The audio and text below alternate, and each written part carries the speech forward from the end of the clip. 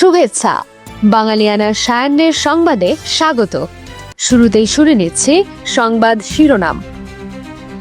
মধ্যপ্রাচ্য যুদ্ধের এক মাসে শুধু যুক্তরাষ্ট্র ইসরায়েলকেই নয়, টিকে থাকার সক্ষমতায় বিশ্বকে চমকে দিয়েছে ইরান। ট্রাম্প বিরোধী বিক্ষোভে উত্তাল যুক্তরাষ্ট্র, নো কিংস বিক্ষোভে রাস্তায় লাখ লাখ মানুষ। এবার অন্যান্য সংবাদের সঙ্গে বিস্তারিত। পুরো মার্চ মাস জুড়ে থাকছে বাঙালিয়ানার বিশেষ আয়োজন রক্তস্নাত মার্চ। দেখতে চোখ রাখুন বাঙালিয়ানায়।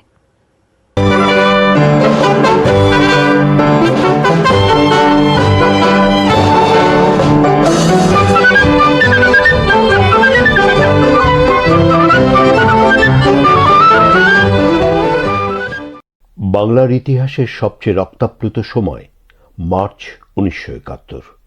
একই সঙ্গে এই মার্চই ইতিহাসের স্বর্ণোজ্জ্বল সময়। একদিকে মুক্তির আকাঙ্ক্ষায় বাংলার মানুষের গগন বিদারী উন্মাতাল স্লোগান, অন্যদিকে পাকিস্তানি হায়নার নৃশংস বর্বর গণহত্যার প্রস্তুতি। স্বাধীনতার নেশায় আসক্ত জাতিকে কি দাবিয়ে রাখা যায়? গণহত্যা, আগুন আর ধ্বংসের বধ্যভূমি থেকে বাংলার জনতা ফিনিক্স পাখির মতো উড়াল দিয়ে নীল আকাশে এঁকে দিল লাল সবুজ পতাকা। মুক্তির আকাঙ্ক্ষায় উদ্বেলিত জনতার সংগ্রামমুখর ঘটনাবহুল 1971-এর মার্চ নিয়ে বাঙালিয়ানার প্রতিদিনের আয়োজন রক্তস্নাত মার্চ। স্বাধীনতার ক্ষণ গণনায় আজ 29 মার্চ 1971 সোমবার। গত সন্ধ্যার পর থেকে ভোর পর্যন্ত থেমে থেমে ঢাকার বিভিন্ন এলাকায় গোলাগুলির শব্দ আর মানুষের আর্তচিৎকার শোনা যায়। সকাল 7টা থেকে বিকাল 4টা পর্যন্ত কারফিউ তুলে নেওয়া হয়। শহর থেকে গ্রামে চলে যাওয়ার চেষ্টারত মানুষের ঢল থামেনি। শহরের বিভিন্ন প্রবেশ পথে সেনাবাহিনী চেকপোস্ট বসায়। পথচারীদের তল্লাশি ও জিজ্ঞাসাবাদ করতে তৎপর দেখা যায় তাদের। ঢাকা আরিচা সড়কে কল্যাণপুর ব্রিজের কাছে অবাঙালিদের তৎপরতা গত দুদিনে বেড়ে যায়। এ পথে যাতায়াতকারীদের আটক ও তল্লাশি করা হয়। কাউকে সন্দেহ হলে ব্রিজের নিচে নিয়ে জবাই করা হয়। ঢাকার কেরানীগঞ্জ এলাকায় বিচ্ছিন্নভাবে পাক বাহিনীর সাথে মুক্তিযোদ্ধাদের গুলি বিনিময় হতে থাকে।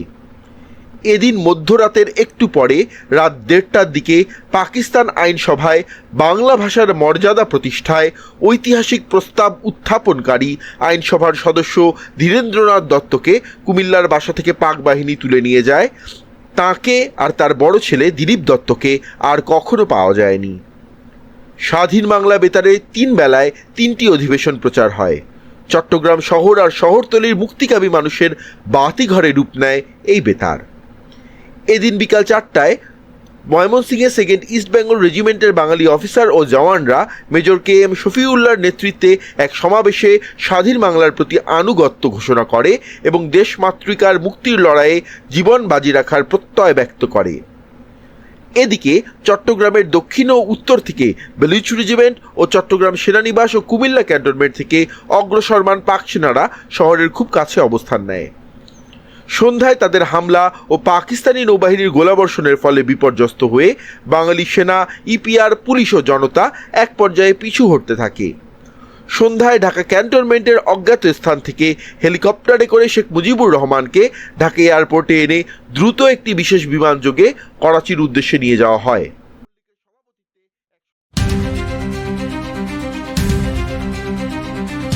এক মাস আগে ইরানে যখন যৌথ হামলা চালায় ইসরায়েল ও যুক্তরাষ্ট্র, তখন তাদের ধারণা ছিল খুব দ্রুত নিজেদের উদ্দেশ্য পূর্ণ করে ইরানে নিজের জয় নিশ্চিত করা। কিন্তু 1 মাস পর দেখা যাচ্ছে তাদের কোনো লক্ষ্য পূরণই হয়নি। শীর্ষ নেতৃত্ব হারিয়েও ইরান এখনো মাথা নত করেনি। ট্রাম্প ও নেতানিয়াহু বারবার ইরানের সাধারণ জনগণকে রাস্তায় নেমে সরকার পতনের আহ্বান জানালেও কেউ রাস্তায় নামেনি। হরমুজ প্রণালীর অবরোধের কারণে ইরান কার্যত বৈশ্বিক অর্থনীতিকে জিম্মি করেছে। এর ফলে তেলের দাম আকাশ ছোঁয়া। অন্যদিকে কোনো স্পষ্ট বিজয় বা কার্যকর সমাধান না থাকায় ট্রাম্প প্রশাসন দেশে ও আন্তর্জাতিক অঙ্গনে তীব্র রাজনৈতিক ও কূটনৈতিক চাপের মুখে পড়েছে। যুক্তরাষ্ট্র ও ইসরায়েলের কৌশল, আকাশে পূর্ণ নিয়ন্ত্রণ প্রতিষ্ঠা এবং নৌবাহিনী ধ্বংসের ওপর নির্ভর করে। তবে এই অভিযান ব্যয়ভার বিশাল। মাত্র 16 দিনে 11,294টি মরণাস্ত্র ব্যবহার করা হয়, যার আর্থিক মূল্য প্রায় $26 বিলিয়ন। ইরান প্রথাগত যুদ্ধে না জড়িয়ে শুট অ্যান্ড স্কুট বা ছায়াযুদ্ধের কৌশল গ্রহণ করেছে। পাহাড় ঘেরা ভৌগোলিক অবস্থান ও ভূগর্ভস্থ ঘাঁটির সুবিধা নিয়ে তারা সস্তা কামিকাজি ড্রোন ও ব্যালিস্টিক মিসাইল ব্যবহার করছে। বিশেষজ্ঞরা মনে করেন ইরানের অস্ত্র উৎপাদনের সক্ষমতা অক্ষুণ্ণ এবং বার্ষিক 1500 মিসাইল ও 2000 ড্রোন উৎপাদনের ক্ষমতা রয়েছে।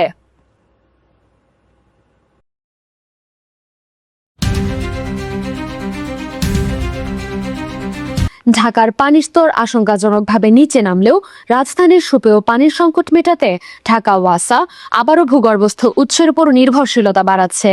2013 ও 2015 সালে হাতে নেওয়া দুটি বৃহৎ ভূ উপরিস্থ পানি শোধনাগার প্রকল্পের কাজ এক দশকেও শেষ হয়নি, কারণ ভূগর্ভস্থ উৎসে পানির চাহিদা পূরণ করার সক্ষমতা নেই। 2013 ও 2015 সালে নেওয়া দুটি বৃহৎ প্রকল্পের কাজ যে কারণে এক দশকেও শেষ হয়নি। তারপরও জরুরি চাহিদা মেটাতে 920 কোটি টাকার নতুন প্রকল্প প্রস্তাব করা হয়েছে। এ প্রকল্পের আওতায় 388টি গভীর নলকূপ প্রতিস্থাপন সহ দৈনিক 576 মিলিয়ন লিটার পানি উত্তোলনের পরিকল্পনা রয়েছে। তবে বিশেষজ্ঞদের মতে দীর্ঘমেয়াদী টেকসই সমাধান না করে পুনরায় ভূগর্ভস্থ পানি উত্তোলন করলে ঢাকা ভয়াবহ পরিবেশগত সংকটে পড়বে। বাংলাদেশ পানি উন্নয়ন বোর্ডের তথ্য মতে অতিরিক্ত উত্তোলনে ঢাকার পানির স্তর প্রতি বছর 7 ফুট করে নিচে নামছে। বড় প্রকল্পগুলোর ধীর গতি ও দীর্ঘসূত্রতা কাটিয়ে ওঠার বদলে পুনরায় গভীর নলকূপে বিনিয়োগ করায় দীর্ঘমেয়াদী পরিবেশগত ও টেকসই পানি ব্যবস্থায় বড় ঝুঁকি তৈরি হচ্ছে।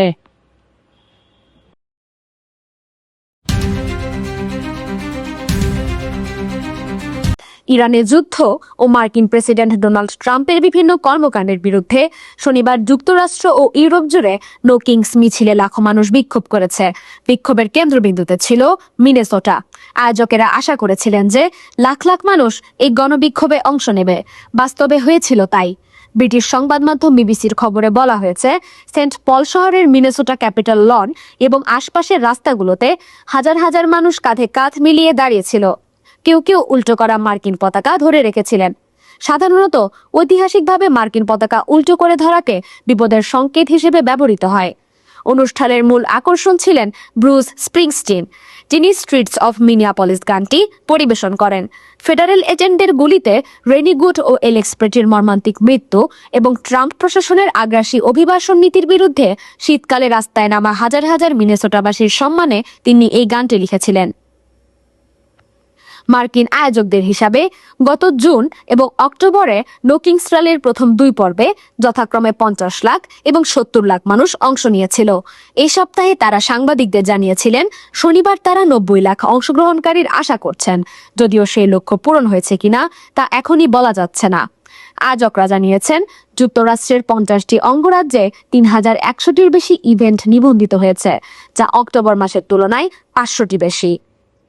গত বছর দ্বিতীয় মেয়াদে হোয়াইট হাউসে ফিরে ট্রাম্প ক্রমাগত তার ক্ষমতার পরিধি বাড়িয়ে চলছেন। তিনি নির্বাহী আদেশে কেন্দ্রীয় সরকারের অনেক অংশ বিলুপ্ত করে দিয়েছেন। অঙ্গরাজ্যের গভর্নরদের আপত্তি উপেক্ষা করে একের পর এক শহরে ন্যাশনাল গার্ডও মোতায়েন করে চলেছেন। ট্রাম্প বলছেন, সংকটে থাকা একটি দেশ পুনর্গঠনে তার এসব পদক্ষেপ অত্যন্ত প্রয়োজনীয়। তিনি স্বৈরশাসক বা উন্মত্তের মতো আচরণ করছেন বলে বিরোধীরা যেসব অভিযোগ করছে তাও উড়িয়ে দিচ্ছেন তিনি। তারা আমাকে রাজা বলে, আমি রাজা নই। অক্টোবরে ফক্স নিউজকে দেওয়া সাক্ষাৎকারে এমনটাই বলেছিলেন এই রিপাবলিকান প্রেসিডেন্ট। এরপরে শুরু হয় এই নো কিংস বিক্ষোভ।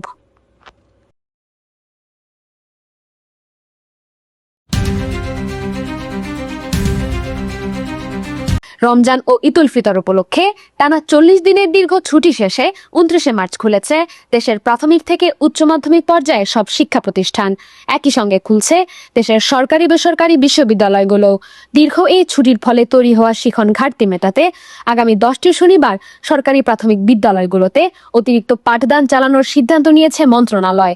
ছুটির এই দীর্ঘসূত্রতা নিয়ে অভিভাবকদের মধ্যে উদ্বেগ দেখা দিয়েছে। এ প্রসঙ্গে একজন অভিভাবক বলেন, এতদিন স্কুল বন্ধ থাকলে ছেলেমেয়েদের পড়াশোনার অনেক ক্ষতি হয়।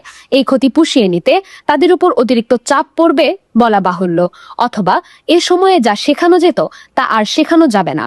সরকার এই ক্ষতি কাটিয়ে উঠতে বাড়তি ক্লাসের উপর জোর দিলেও সেশন জট ও পাঠক্রম শেষ করা নিয়ে শঙ্কা কাটছে না।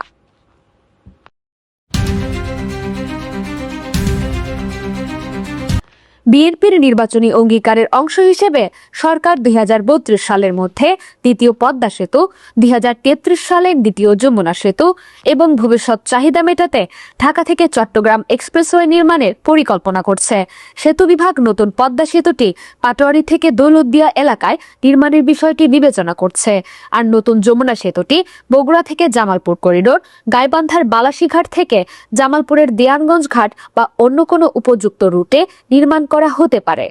এসব তথ্য গত 1 মার্চ সেতু বিভাগ ও অর্থ মন্ত্রণালয়ের মধ্যে অনুষ্ঠিত এক বৈঠকের নথি থেকে পাওয়া গেছে, যেখানে 2026-27 অর্থ বছরের বাজেট প্রাক্কলন এবং পরবর্তী 2 অর্থ বছরের সম্ভাব্য ব্যয়ের প্রক্ষেপণ নিয়ে আলোচনা হয়। সেতু বিভাগের সচিব মোহাম্মদ আব্দুর রউফ বলেন, যমুনা সেতুর সংযোগ সড়কগুলো 6 লেনে উন্নীত হওয়ায় সড়কে দ্রুত গতিতে যানবাহন চলাচলের পর সেতুর সংকীর্ণতার কারণে হঠাৎ করে সেতুর কাছে যে স্লো হয়ে যাচ্ছে। এই প্রেক্ষাপটে দ্বিতীয় যমুনা সেতু নির্মাণ কোথায় করা যায়, দৈর্ঘ্য কেমন হবে এবং কত টাকা ব্যয় হবে সেই বিষয়ে সম্ভাব্যতা যাচাইয়ের কাজ শুরু হয়েছে। স্থান চূড়ান্ত হওয়ার পর ব্যয় প্রাক্কলন করে নির্ধারণ করা হবে যে সেতুটি সম্পূর্ণ সরকারি তহবিলে নির্মিত হবে নাকি বিদেশি অর্থায়ন বা পাবলিক প্রাইভেট পার্টনারশিপ মডেলে হবে। এদিকে কর্মকর্তারা জানান, ঢাকা চট্টগ্রাম রুটে প্রতিদিন 30,000-এর বেশি যানবাহন চলাচল করে এবং যানবাহনের চাপ ক্রমাগত বাড়ছে। ভবিষ্যৎ চাহিদা পূরণে এক্সপ্রেসওয়েটিকে অত্যন্ত জরুরি হিসেবে উল্লেখ করা হয়েছে। বৈঠকে ঢাকা চট্টগ্রাম এক্সপ্রেসওয়ের প্রয়োজনীয়তা তুলে ধরে সেতু বিভাগ বলেছে, এটি নির্মিত হলে দ্রুতগতিতে যান চলাচল সম্ভব হবে এবং যাত্রার সময় অনেক কমবে। এতে ব্যবসা, পণ্য পরিবহন ও বাণিজ্যে গতিশীলতা বাড়বে এবং সামগ্রিক অর্থনৈতিক কর্মকাণ্ড গতিশীল হবে। এক্সপ্রেসওয়েকে চট্টগ্রাম বন্দর ও গুরুত্বপূর্ণ স্থলপথের সঙ্গে সরাসরি সংযোগ স্থাপন করা হলে লজিস্টিক ব্যবস্থা আরও কার্যক্রম হবে।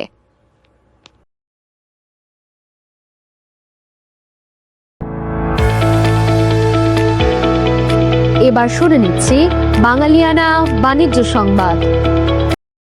মধ্যপ্রাচ্যে যুদ্ধ শুরুর পর পারস্য উপসাগর থেকে হরমুজ প্রণালী পেরিয়ে এখন পর্যন্ত কোনো জাহাজ বাংলাদেশে আসেনি। তেল গ্যাসবাহী 2টি ট্যাঙ্কার এখনো পারস্য উপসাগরে আটকে রয়েছে। তবে হরমুজের সঙ্গে সংযুক্ত ওমান উপসাগর থেকে এলপিজি নিয়ে একটি ট্যাঙ্কার সীতাকুণ্ডে পৌঁছেছে। শিপিং এজেন্টদের মতে, যুদ্ধ শুরুর পর মধ্যপ্রাচ্যের যুদ্ধ এলাকা থেকে এটাই বাংলাদেশে পৌঁছানো প্রথম এলপিজিবাহী ট্যাঙ্কার। শিপিং এজেন্ট সূত্রে জানা গেছে, এমটি বিডব্লিউইকে বোর্নহোম নামের ট্যাঙ্কারটি ওমান থেকে 3,800 টন তরলীকৃত পেট্রোলিয়াম গ্যাস বা এলপিজি নিয়ে এসেছে। আকারে এটি ছোট এলপিজি ট্যাঙ্কার। চালানটির আমদানিকারক স্মার্ট গ্রুপের সহযোগী প্রতিষ্ঠান বিএম এনার্জি বিডি লিমিটেড।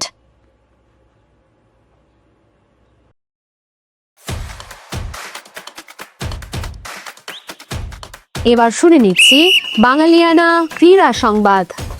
শেষ বিপিএল এর বকেয়া পারিশ্রমিক এখনো পাননি ঢাকা ক্যাপিটালসের ক্রিকেটাররা। বিষয়টি নিয়ে অনেক খেলোয়াড়ই অভিযোগ করেছেন। এবার এই নিয়ে কথা বলেছেন বিপিএল গভর্নিং কাউন্সিলের সদস্য সচিব ইফতেখার রহমান মিঠু। তিনি জানান, ঢাকার বকেয়া এখনো 3 কোটি টাকার বেশি রয়েছে। তিনি বলেন, চুক্তি অনুযায়ী খেলোয়াড়দের 25% টাকা ম্যাচ শুরুর আগে, 50% টুর্নামেন্ট চলাকালে এবং বাকি 25% 45 দিনের মধ্যে পরিশোধ করার কথা ছিল। অন্যান্য সব দল তাদের অংশ পরিশোধ করেছে, কিন্তু ঢাকা ক্যাপিটালস এখনো দেয়নি। বাঙালিয়ানার সায়ান্নের সংবাদ শেষ হলো। ধন্যবাদ।